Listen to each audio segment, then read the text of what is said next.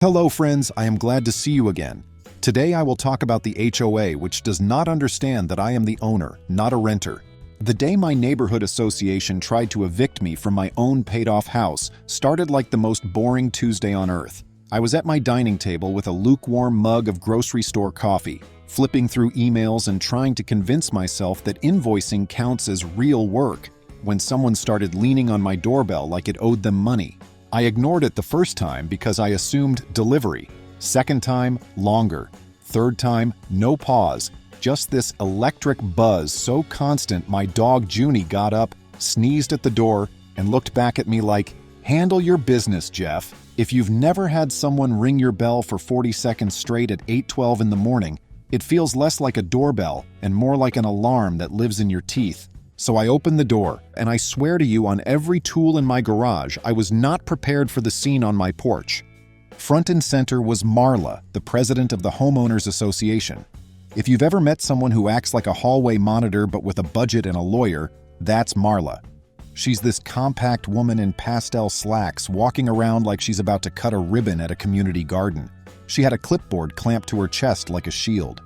To her left was Kent, who is the HOA's compliance officer, which sounds official, but he's just a guy who retired way too early and needed a hobby that let him wear sunglasses and point at things. And behind them, on my driveway, was a couple I had never seen in my life, standing next to a moving truck.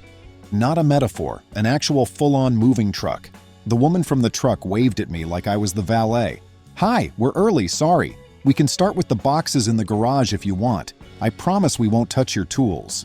I just stood there, like, okay. That moment when your brain short-circuits so hard it needs to unplug and find the manual. "Good morning, Jeffrey," Marla said with the tone you'd use on a middle schooler caught vaping. "You were advised already, so let's make this simple. We need you to collect whatever personal items you'll want in the next 72 hours, because the association has already approved reoccupancy of the property." I blinked twice because that felt like the right number. "Say that again," I said. "This doesn't have to be adversarial," Kent added, which is what people always say right before they do something adversarial. "You've already been informed of the rental violation, and frankly, this is us giving you grace." "Grace," I repeated. Junie, who is a very friendly 12-pound mutt with an underbite, let out one of those little gruff noises. She could tell something was off. Now I own this house, not mortgage with 28 years left.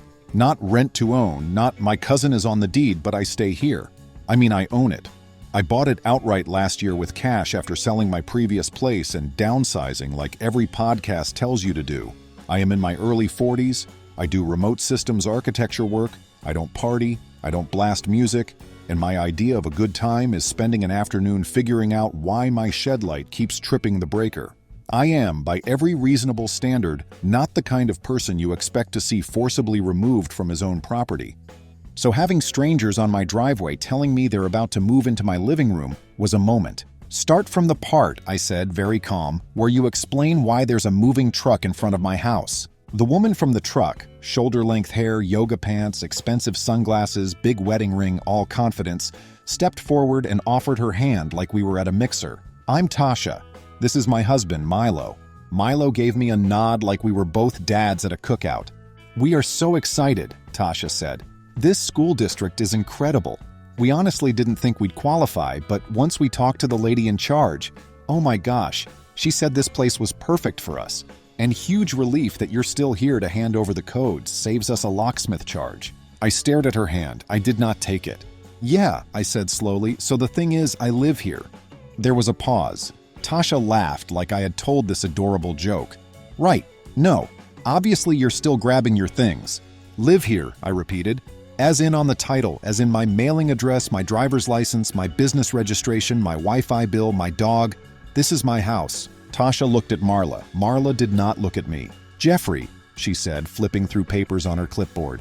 "According to community bylaws, Section 5, 4.3a, clearly states that any single-family home within the association cannot be converted into a short-term or transitional rental occupancy.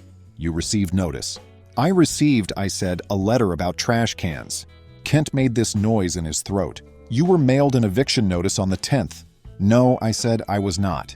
"It was posted," Kent said. "Where?" I said. "On your door," Kent said. "I'm looking at my door," I said. Marla huffed. It must have fallen off. Tasha was turning red. Are you telling me we hired movers and took off work and brought our kids out here for nothing? I don't know you, I said. Why are you here? At that point, Milo finally stepped in. Listen, man, we're not trying to make trouble, but we talked to her. He jabbed his thumb at Marla. And she said there'd been complaints that you were some kind of temp resident, and the real owner lives out of state, and he wants the home occupied by a family who'll stabilize the block. Her words, so we signed paperwork. I turned to Marla. Out of state, I said. Marla set her jaw. There were multiple cars coming and going from your driveway late at night. We received reports. This is the part where I have to explain something about multiple cars. I have a brother. His name is Leo. He does gig delivery like app jobs, and his car gave up on him 2 months ago. Until he saved enough to fix his own, he was borrowing my old pickup, which sits in my driveway because I use it mostly for hauling plywood and huge planter boxes I convince myself I can keep alive. So yeah, there were nights his girlfriend dropped him off, or their cousin brought him back after a shift. Sometimes there were 2 cars in my driveway for a few hours. Sometimes people sat in their cars scrolling on their phones because they were decompressing from dinner or arguing or whatever couples do. We're not noisy. We're not blocking the street, but apparently in Marla's mind that means I'm running an illegal boarding house. I said, my brother was using my truck. Marla didn't blink. We have a responsibility to maintain community standards. We cannot have revolving renters lowering property values and creating uncertainty for future buyers. Stability is crucial. I almost laughed because it dawned on me. That stupid sentence, stability is crucial. I had heard it before. Flashback to the last HOA meeting I attended. I went once and only once because I figured, hey, I should show face and be a good neighbor and hear about budget stuff. And during that meeting, some guy in golf shorts with boat shoes made a speech that could have been boiled down to, we don't like renters. They said transients. They said short-term folks don't invest in the community. They said, we all worked hard to be here. They used a lot of fluffy language, but that was the spine. I remember sitting there thinking, okay, I get wanting people to mow their lawn and not run college parties, but this is starting to sound like coded nonsense. And now here it was on my porch. You ever have a moment where you feel a type of calm that is way past normal calm? Like you go so far past being angry that you loop back around to this weird slow-motion focus, where you're suddenly noticing what everyone's shoes look like and how the air smells like wet mulch and cheap perfume. That hit me then, because in that moment everything lined up. The HOA did not think I lived here. They had convinced themselves I was a renter, a rule-breaking, value-threatening, non-stabilizing renter. And because they thought that, they had decided they could kick me out, assign better people to my address, and tell them, congratulations, welcome home. Marla finally lifted her chin enough to look me directly in the eye.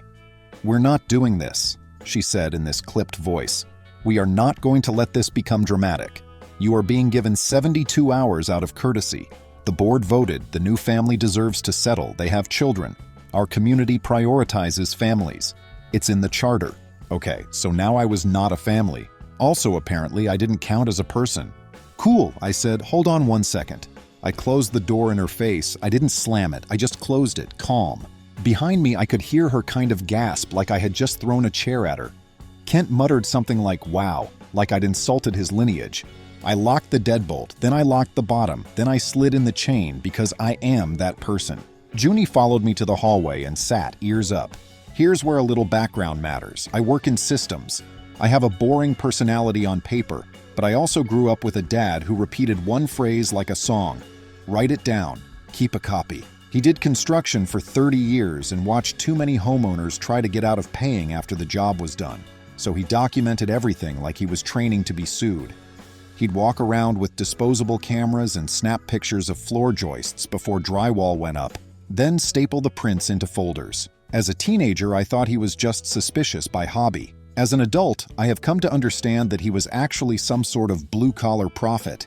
Because of that, I keep paperwork. All my important stuff is in one fireproof safe in my office closet.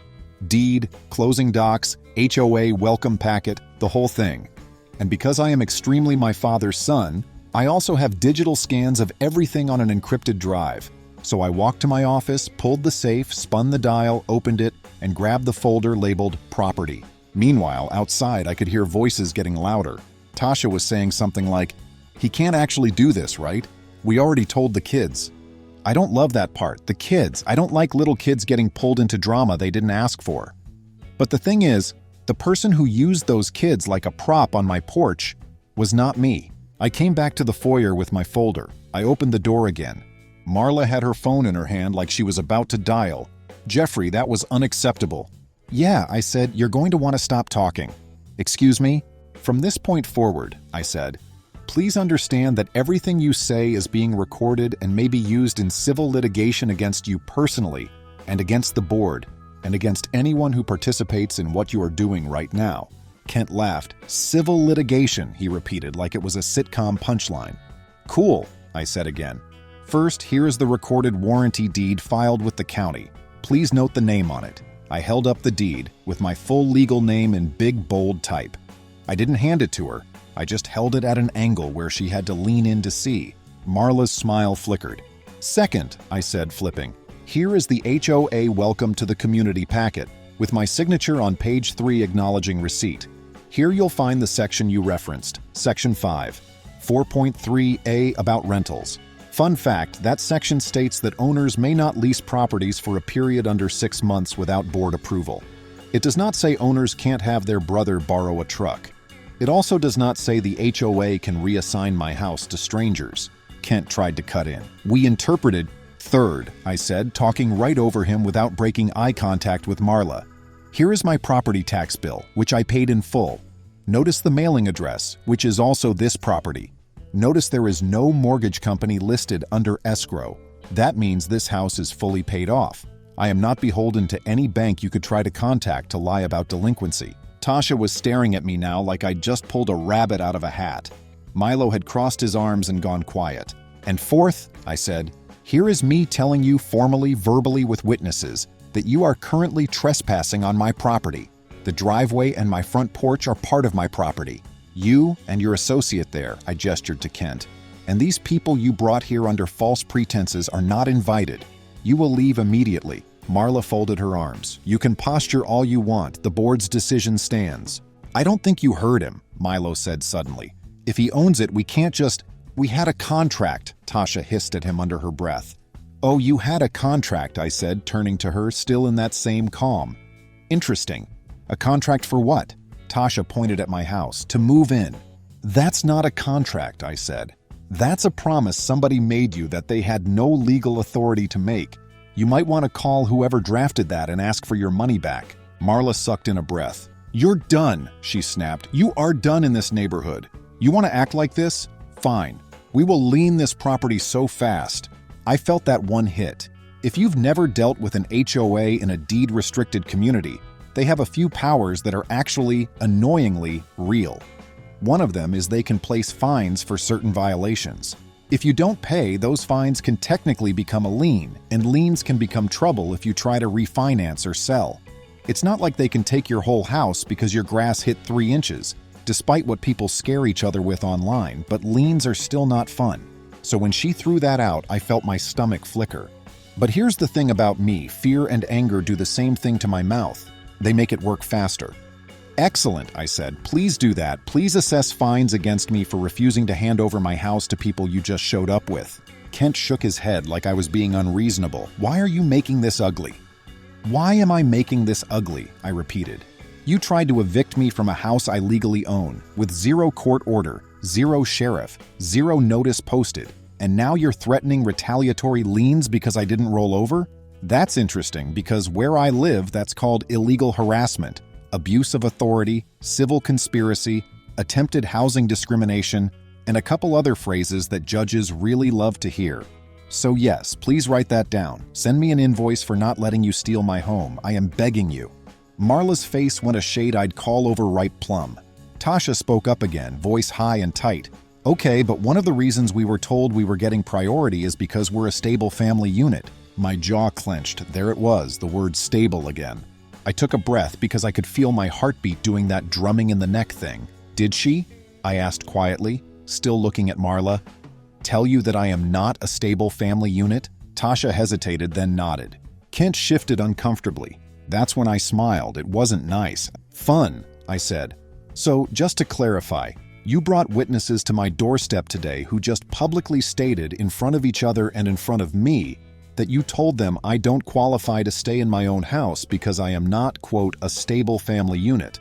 Did I get that wording right? Don't twist this, Marla snapped. That's great, I said, ignoring her.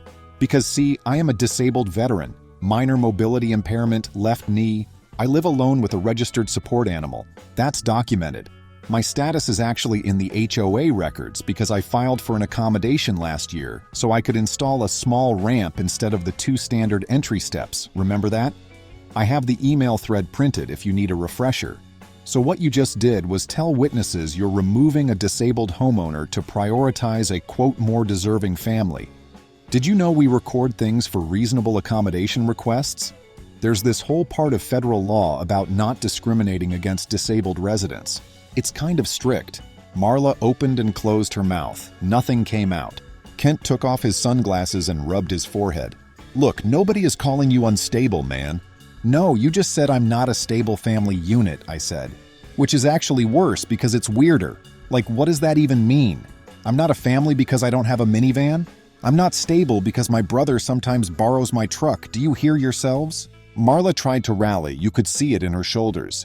Jeffrey, you are escalating this into something it is not. We have the right to enforce community standards, and we are doing you a favor by not already having security. That did it. I actually laughed. Security? I said. Are you talking about Bill? Now, quick sidebar about security. Our HOA security is Bill, a 67-year-old retiree who wears a reflective vest and drives around in a golf cart reminding kids not to play basketball in the street. Bill is a nice guy. He brings cookies to the block party. Bill is not going to drag me out of my own house. Bill is not dragging a folding chair anywhere unless there's shade. Kent bristled. We can call county deputies. Please do, I said immediately. Please, for the love of all that is good, call county deputies, because here's what I'm going to do right now. I held up my phone.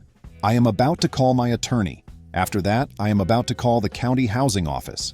After that, I am going to email every single board member a formal notice of intent to sue personally for harassment, discrimination, attempted wrongful eviction, and civil conspiracy. And after that, I am going to print 10 copies and hand-deliver them to your mailboxes with a copy of my deed so that everybody on this block knows what kind of game you are playing with people's houses. Also, while we're doing that, I am going to install cameras, and I am going to place a bright orange, no trespassing, owner-occupied armed response sign in my front window. And if you or anyone you invited steps 1 inch onto my porch again without a sheriff and a court order, I am calling 911 and reporting an active trespass and attempted illegal lockout. Milo blinked. Armed response? I said what I said, I told him. For the record, I do legally own tools that make loud noises, like a lot of homeowners in this country do. I also know the rules about when you can and cannot mention them. I did not threaten anybody. I just let them know that I am not, in fact, defenseless. Tasha tugged Milo's sleeve. She was already backing toward the truck. We should go, she whispered. Marla rounded on her. Do not leave. We have a signed... Nope, Milo said, shaking his head. Nope, we're not getting into this. You said we'd be getting keys from a guy who was leaving anyway. You did not say we'd be showing up to a house with a deed and a dog and a veteran with a ramp. I'm not playing witness on somebody's lawsuit. We put down a deposit, Tasha snapped at him. We wired actual money. Then get it back, Milo said, from her. Marla's face fully dropped at that. I tucked my folder against my chest. This is the last time I'm going to say it nicely, I said. Leave my property. For a long second, nobody moved. Then Kent put his hands up like, don't shoot the messenger. Okay, he muttered. Okay, we're leaving. This is getting blown up. We can regroup. Marla spun on him. You do not speak for the board. Kent sighed. Marla, we don't need this right now, he hissed. This is not over, Marla said to me, jabbing her finger like she was casting a spell. You think you can pull this? I'm recording you. I'm calling my lawyer routine. You're going to regret creating hostility with the association. We vote on community privileges, we approve repairs, we approve paint colors, we approve landscaping variances. You want help with anything? Good luck, because you just put yourself on an island. That last part, I'll admit, stung a little. Not because I care what color she thinks my front door should be, but because it reminded me of another quiet factor in this. A second subplot, if you want to call it that. See, my next-door neighbor is Miss Renee. She's older, she's widowed, and her roof has been in bad shape. We found out last month there's a leak over her laundry room. She's scared of storms, scared of mold, scared of contractors. I had been planning to help her get it tarped before the rainy part of the season. I was going to use my ladder to get up there and lay down a temporary membrane just to hold her until she decided which roofing estimate felt safe. Guess who has to approve exterior work visible from the street? The HOA Architectural Committee. Guess who sits on the Architectural Committee? Marla. So yeah, I knew she could make that part difficult for me and for Miss Renee, and that made my stomach tighten. I do not like bystanders getting hit with shrapnel. But then I thought about Miss Renee herself, about how last week I saw Marla telling her she couldn't put a little wooden chair by her mailbox because it looked cluttered, even though Miss Renee said she needed it to rest halfway down her driveway because of her hip. Yeah, no, we weren't going to play nice to keep Marla happy. That ship had sailed. We're done, I said. Tasha and Milo climbed back into the cab of the truck. Tasha looked furious. Milo looked resigned. I kind of felt bad for them, genuinely. They'd been scammed, and they didn't even realize yet that it was worse than that. Because here's the part I haven't told you yet. This wasn't just an overstepping HOA president playing power games. There was money involved, and I was about to find out exactly how much. Marla finally stomped off, muttering into her phone. Kent followed, still shaking his head. The moving truck reversed out of my driveway like it couldn't get away fast enough. My street went from chaos back to normal in 30 seconds. Like all of that had been a weird dream. Except it wasn't a dream because I was standing there barefoot on my front porch holding a manila folder, and my heart was still thudding hard enough to feel in my gums. Junie did a little spin by my ankle like, "Good job, you did a thing, now can I get breakfast?" I went back inside, locked up again, and sat at the dining table. Hands were shaking. Adrenaline drop is no joke. Then I opened my laptop. Step 1, I opened the folder I keep that has every HOA communication since I moved in. Since day 1, I've had this rule where I scan every letter and save it with the date in the file name. Little obsessive, yes, but also remember my dad and the disposable cameras. Step 2, I started writing an email, not a rant, not an emotional vent, a formal notice. Again, thank you, Dad, teacher of always leave a paper trail. I addressed it to every board member because our HOA, like most, is required to publish board contact info to members. They try to hide behind generic emails like board at association, but at the bottom of last year's annual budget PDF were all their direct addresses. I had that PDF. I CC'd my attorney, whose first name is Alyssa. I hired Alyssa last year to help me with the ramp accommodation request when Marla's first reaction to me saying, "I need to install a ramp," was, "Ramps aren't allowed without aesthetic review and they can't face the street." Alyssa shut that down in about 4 hours with a beautiful scolding letter about fair housing law, worth every penny. Subject line of my new email, formal notice of cease and desist, attempted illegal eviction, housing discrimination, civil conspiracy. In the body, I laid out the timeline, time of arrival, who was present, exact phrases used like reoccupancy of the property, they deserve this house more, stable family unit, and we already approved new residents. I wrote that the incident constituted an unlawful attempt to force me from my property without court order in violation of state landlord-tenant statutes, which, by the way, absolutely require proper notice and a judge. You cannot just throw someone out because you decided you don't like their face. I wrote that I am the recorded owner of the property, not a tenant, which meant the HOA had zero standing to even pretend to evict me. Then I got specific. I alleged discrimination on the basis of disability, citing my approved accommodation request from last year. I attached that as Exhibit A. I alleged harassment, bad faith, abuse of authority, and defamation. I gave them a deadline, end of business that same day, to confirm in writing that the board acknowledges I am the lawful owner in good standing. The board retracts any claim that I have been evicted, removed, reassigned, or similar. The board instructs Marla and Kent in writing to cease any further direct contact with me outside of documented written communication. The board provides, in writing, the name of any person or entity who received money, deposits, application fees, or any other funds in exchange for access to my address. I said if I did not receive that, I would file reports with County Housing Enforcement, State Civil Rights, and, if necessary, the State Attorney General's Consumer Protection Division. Because if they took money from that couple under false pretenses, that was not just civil anymore. That edged toward criminal fraud. I read it once, twice, 3 times, tweaked 2 sentences so they sounded less like I was yelling. Took screenshots of my camera app showing timestamps from that morning. Attached those too. Then I hit send. And then I sat there, hands still doing that micro shake, and I laughed, and then I actually felt a little sick, which I'm told is normal when you go through a big adrenaline spike and then drop. I got up, made real breakfast for Junie, made myself new coffee, and then, because I am me, I walked the entire outside of my house with my phone filming steady video of every visible window and lock. Narrated out loud like 9:17 a.m. All windows secure, no damage, no notices posted other than standard HOA parking permit sticker and windshield. Exterior is clean. I am narrating this for my records. If you're rolling your eyes at that, I get it, but you know who doesn't roll their eyes? Judges. Judges eat timestamp documentation like it's brunch. I had just finished my lap when my phone pinged. New email from Alyssa. I opened it right there in the driveway. Do not speak to them further without me, it started. Do not let anyone on your property without law enforcement present. You did exactly the right thing. I'll call you in 20 minutes. Now I want to pause the main arc for a second and explain the other arc that was threading through all this. Because this is where the story stops being just, mad HOA lady tried to evict me, and turns into, this detonated the entire petty kingdom she'd built. The second arc involves Miss Renee, like I mentioned, and the third arc involves a rumor I'd been ignoring for months, because I thought it was just neighbor gossip. Marla had a little side program. According to what I'd overheard at 2 different block barbecues, Marla had convinced herself she was improving the neighborhood by quietly placing what she called preferred buyers. Basically, anytime a house in our community came up for sale or rent, she'd swoop in and tell the seller, "I have this wonderful couple.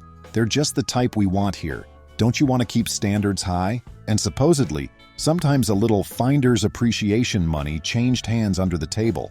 The buzz was that she'd done it 3 times. People said she called it stewardship. People said she bragged that she had personally curated who lived on our streets so we didn't turn into a revolving door. I hadn't cared much at first because honestly, I mind my business. I work, I help my brother, I walk my dog, I keep to myself. But now, looking back, that rumor didn't sound like a rumor. It sounded like a business model. And I wasn't supposed to find out about it because I wasn't supposed to fight back. I was supposed to accept being transitioned out, hand over my keys like a good little temp, and disappear. Instead, I put everything on blast, dates, quotes, deadlines, CCing my lawyer who'd rattled them once already. That email was about to set Marla's side program on fire. Alyssa called within half an hour. I put her on speaker. "Anyone still there?" she asked. "No," I said. "They bailed. Marla threatened liens and said I'd lose community privileges." "Adorable," Alyssa said. "You got them on tape saying you were reassigned and someone else deserves this house more?" "Yes." "Send it. Any posted notice?" "No." "Better," she said. "What they already did is attempted illegal eviction. We'll treat this as harassment, discrimination, and fraud." "Fraud?" "The couple in the truck," she said. "They paid to move in today, right?" $10,000 wired, I said. Marla called it a transition cost. "Perfect. Plan. Call non-emergency, say attempted illegal eviction. Get a trespass report. Call fair housing, quote stable family, and deserves this house more. Mention your disability and prior ramp accommodation. I'll send a preservation of evidence letter. If they delete anything after that, it's spoliation. If they step on your porch again, we seek an injunction." I made the calls. Fair housing opened a case immediately.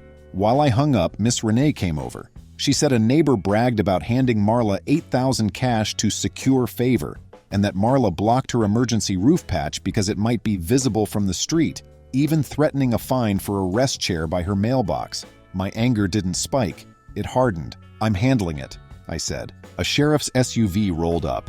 I showed the deputy my deed and played the audio. 72 hours to collect your personal items, and they deserve this house more. He took a report, promised a trespass response if they returned, then walked to Marla's door. I watched her go from confident to confused as he explained how authority works in this county. Back inside, 2 emails arrived. Marla's clarification claimed a misunderstanding, insisted at no time did anyone try to make me leave, and asked me to avoid law enforcement to protect my standing. The board's second email contradicted her. No action to remove me had been taken. All in-person contact with me was now banned. I forwarded both to Alyssa. Her preservation letter, CC'd to every board member, Marla, Kent, and community security, landed hard. By evening, the block had gathered like a tailgate. I stayed on my porch. Marla tried to spin multiple complaints. Miss Renee cut her off. Tell the truth or hush. Bill, our golf cart security, said the only people shining lights into yards at night were Marla and Kent.